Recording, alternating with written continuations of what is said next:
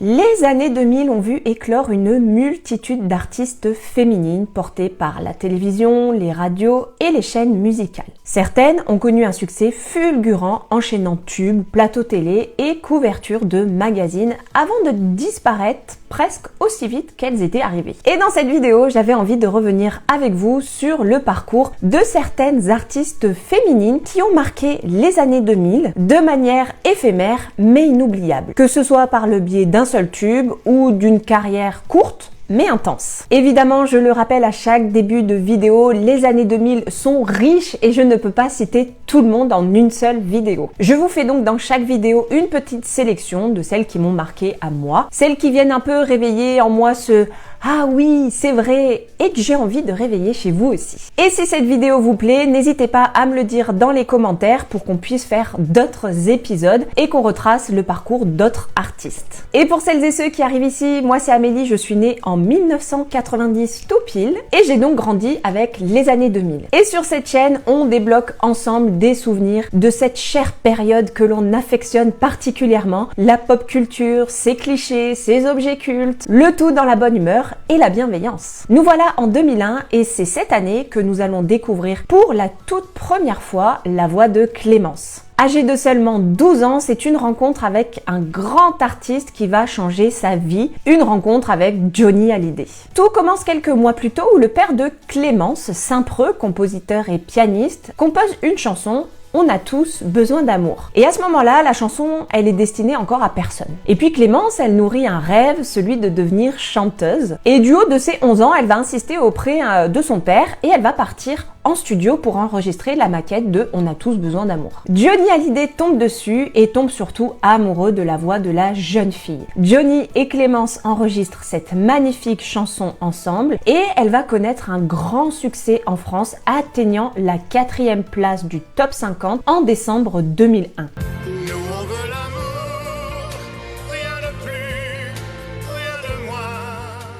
Puis c'est en 2005 que nous allons retrouver Clémence, cette fois-ci avec un autre duo aux côtés de Jean-Baptiste Monnier. À ce moment-là, Jean-Baptiste, c'est l'enfant star chouchou du moment grâce à sa voix angélique que l'on a toutes et tous pu découvrir dans l'incroyable film Les Choristes. Ils enregistrent alors le single Concerto pour deux voix, une adaptation de Concerto pour une voix composée par son père Saint-Preux en 1969. Un magnifique duo qui montre toute la puissance et la beauté vocale de Clémence, deux voix incroyables qui vont se mélanger.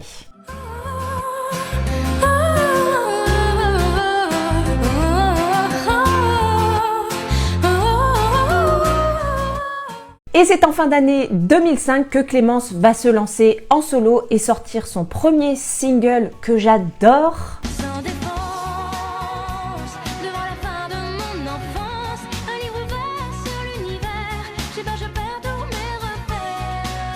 Puis elle sort un second single en 2006, La vie comme elle vient, et en 2008, elle sort son premier album, Mes jours. Et à partir de là, eh bien plus rien. Clémence disparaît des radars. Elle se confiera plus tard en interview et expliquera qu'elle avait commencé sa carrière très jeune et qu'elle avait besoin de prendre du recul à ce moment-là. Elle est donc partie vivre à Londres et quand elle s'est sentie de nouveau prête, elle a repris la musique de façon active. Et c'est donc en 2015 que nous allons la retrouver dans une célèbre émission française, The Voice. Elle participe à la saison 4 de l'émission, mais elle ne va pas être retenue lors de l'audition à l'aveugle, malgré une très jolie interprétation de la chanson de Georges Brassens, Les Passantes. Et en 2002, elle sort une reprise toute douce de la chanson de Gilbert Montagné, Sous le sunlight des tropiques. Sous le sunlight des tropiques, l'amour se raconte en musique.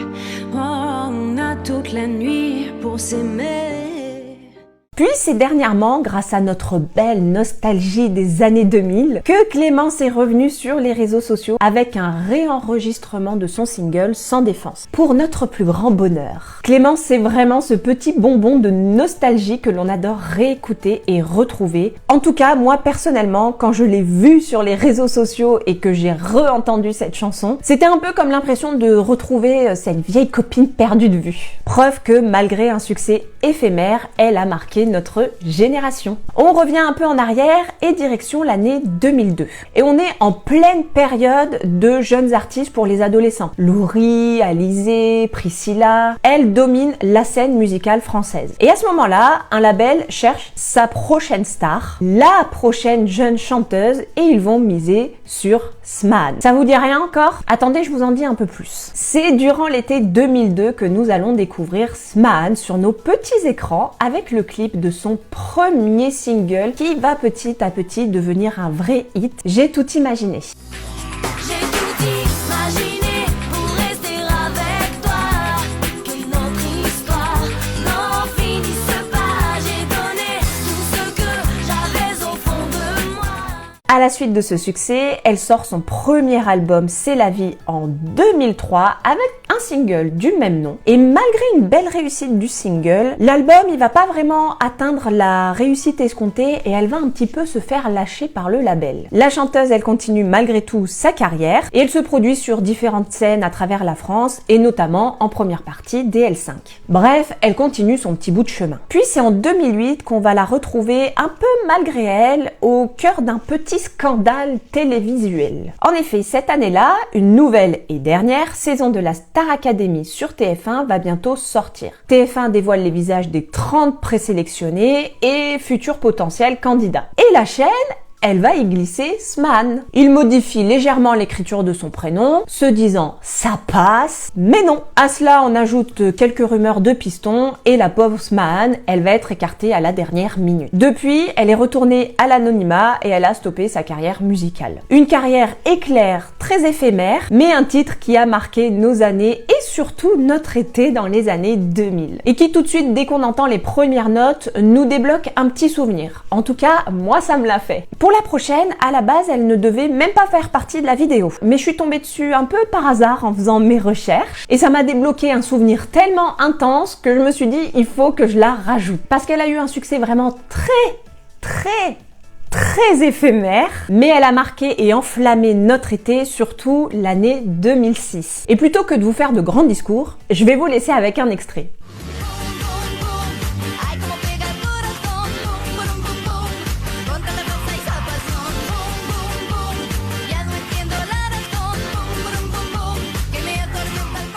Boum, boum, boum de Shana Tesh. Ah là là, on l'avait oublié, mais qu'est-ce que c'était bien. Une artiste belge d'origine chilienne et espagnole. Shana Tesh, elle n'en était pas à son premier coup d'essai. Effectivement, en 2003, elle va passer le casting de la toute première saison de la Nouvelle Star, mais sans succès. Elle fait cependant la rencontre de plusieurs producteurs qui vont lui permettre en 2004 d'enregistrer son premier album Música. Elle sort alors son premier single, une reprise de Por qué te vas en version pop rock et 2 ans plus tard, le single Boom Boom Boom explose. Un succès qui aurait clairement pu lancer la carrière de la jeune artiste. Mais son label, il va préférer miser sur un duo avec Lionel Tim, ancien membre du groupe Link Up, qui lui aussi a un petit peu de mal à se lancer en solo de son côté. Mais mauvaise pioche, le titre il va passer totalement inaperçu. D'ailleurs, il est introuvable, je ne l'ai trouvé nulle part. Et Shana Tesh, elle va retomber dans l'anonymat. Mais malgré ce passage très éphémère, elle aura clairement marqué notre été 2006, avec cette chanson qui sent vraiment bon le soleil et qui donne envie de danser, mais que malheureusement on ne peut pas retrouver sur les plateformes de streaming, pour mon plus grand regret. On change d'année et de registre, cette fois nous sommes en 2007 et une nouvelle pépite du R&B arrive sur le devant de la scène, Melissa M. Pour Melissa, tout commence à l'âge de 14 ans lorsque sa grande sœur l'inscrit à l'émission Graines de Star. Elle rencontre alors les producteurs de Kilomètres qui vont lui permettre de participer à un projet avec le rappeur Akhenaton sur le morceau Avec tout mon amour, la bande originale du film Taxi 4.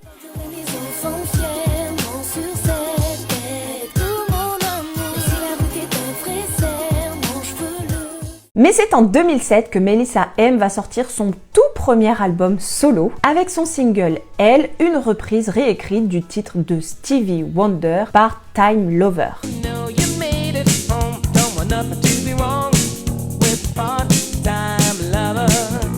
Elle est mon cœur, elle est ma flamme, mon bonheur, et celle qui m'a donné la vie, elle fait partie de moi. Une entrée fracassante puisqu'elle obtient la première place du top 50 en France. L'année d'après, elle sort 7 fois un titre qui positionne définitivement Melissa M comme la nouvelle chanteuse phare pop R&B des années 2000. Je me retiendrai plus vers toi, pas de quoi verser des larmes pour toi. Elle enchaîne les tubes et un bel avenir semble se dessiner pour elle. Mais à partir de 2008, les choses vont un petit peu se compliquer pour la jeune chanteuse. Le R&B, comme on le connaît, perd un petit peu de sa superbe. Ses chansons n'arrivent plus à trouver leur public et un album qui était prévu ne sortira finalement pas. Melissa M commence à se faire de plus en plus discrète et elle va complètement disparaître des radars et de nos radios. Et c'est en 2017 que nous allons la retrouver sur les réseaux sociaux où elle annonce l'arrivée d'un deuxième album qu'elle avait terminé depuis 2014 mais qui n'avait encore jamais vu le jour. L'album inachevé sort alors sans promotion et uniquement sur les plateformes de téléchargement légal. Et depuis, plus rien. Melissa M, elle a totalement disparu de la scène musicale et même des réseaux sociaux. Malgré cela, elle aura marqué nos années 2000 avec des titres pop, R&B et lorsqu'on les entend, ils nous ramènent à cette chouette époque qui nous rend si nostalgiques. Nous voici désormais en 2008 avec une artiste que j'adore et dont je trouve la voix exceptionnelle et qui n'a clairement pas le succès qu'elle mérite. Mais encore une fois, ça reste un avis très personnel. Mais faisons d'abord un petit bond en arrière d'une année. Nous sommes en 2007 et Popstar lance sa 4e saison après 4 ans d'absence. Après les victoires de groupes comme les L5, What For, les Link Up, Popstar cherche cette fois-ci un groupe ou un artiste solo. Et c'est là que l'on va voir pour la première fois sur nos écrans Léa Castel. Mais Léa, elle n'est pas totalement inconnue du milieu musical à ce moment-là, puisqu'elle travaille déjà avec Soprano et elle enregistre d'ailleurs avec lui en 2005 le morceau Dernière Chance qui apparaît sur la compilation Block Life 4. Et durant l'émission Popstar, elle va marquer de par sa voix, son univers artistique bien marqué et elle terminera d'ailleurs dans les finalistes, mais c'est Sherifa Luna qui va remporter l'émission Popstar. Cette dernière avec qui elle va d'ailleurs faire un duo inattendu sur le morceau Il avait les mots, où Léa chante les paroles comme si la deuxième femme de la chanson de Sherifa Luna lui répondait. Quand je ferme les yeux, ça recommence tous les soirs. Je tremble à l'idée qu'il me trompe, mais dès qu'il me parlait, je peux la fermer. Il m'a rendu accro. Mais son passage dans l'émission, il va lui permettre d'attirer un peu plus la lumière sur elle. Elle sort alors son premier album, Pressée de vivre, avec en premier single Dernière Chance, son duo avec Soprano, qui avait été enregistré donc quelques années auparavant. Je veux avoir une dernière chance, que Dieu révise son jugement. L'album, il va être certifié disque de platine et la carrière de Léa Castel, elle est lancée. Elle sort son second single du même nom que son album, Pressée de vivre. Elle fait la première partie de Chris Brown au Zénith de Paris, puis elle est choisie pour interpréter la bande originale française du film Camp Rock 2, N'abandonne pas. N'abandonne pas, trop de choses en jeu, c'est du sérieux. Et juste comme moi, n'abandonne pas, tout est bien réel. Si Bref, une belle carrière musicale qui semble ouvrir les bras à la jeune chanteuse. Mais ce n'est que 8 ans après son premier album que Léa Castel revient avec un nouveau single, Abîmé, qui obtiendra d'ailleurs une seconde version en duo avec Slimane. Puis un second single, Amazon, sort en 2017. Mais toujours pas d'album. Il faudra attendre 2021 pour découvrir le second album de Léa, Roue libre, contenant des duos avec Gringe, Jul ou encore Jennifer. malgré tout exister, aux orages résister, malgré tout persister, quand la vie nous brûle.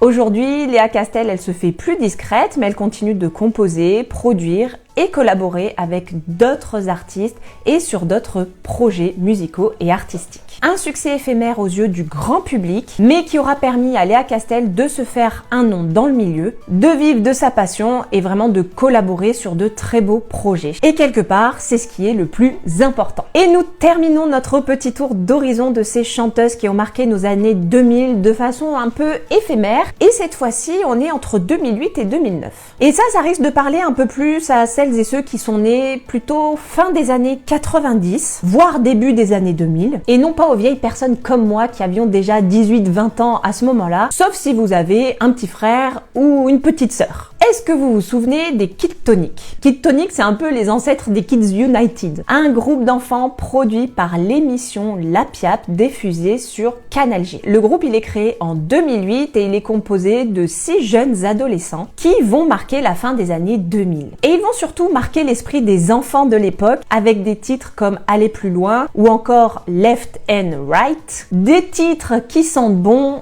la tectonique, la fameuse.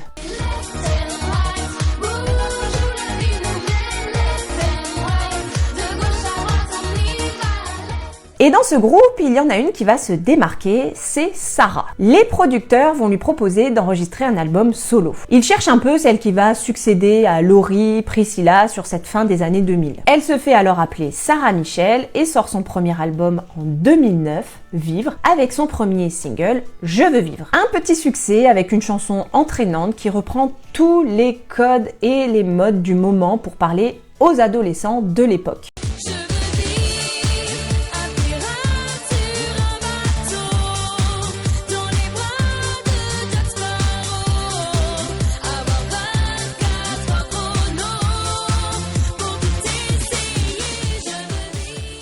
Elle sort par la suite son deuxième single, Ma Besta, qui ne va pas rencontrer le même succès. Puis, entre 2009 et 2011, Sarah, elle change de registre et elle anime une émission musicale pour enfants, Kids 20, sur Télétoon. Parallèlement à ça, en 2010, les Kid Tonic se retrouvent le temps d'un album, mais un album qui va pas vraiment rencontrer son succès. La même année, Sarah, elle sort son deuxième album qui est complètement différent du premier et qui cette fois-ci s'inspire un peu du style des années 80, mais dont les ventes vont être très faibles. Et c'est après une très longue absence que l'on va retrouver Sarah Michel avec un tout nouveau nom d'artiste, Sam, et avec de nouvelles chansons comme En Vue ou encore Facile qui est sorti en novembre de cette année, une toute nouvelle direction artistique beaucoup plus affirmée et adulte.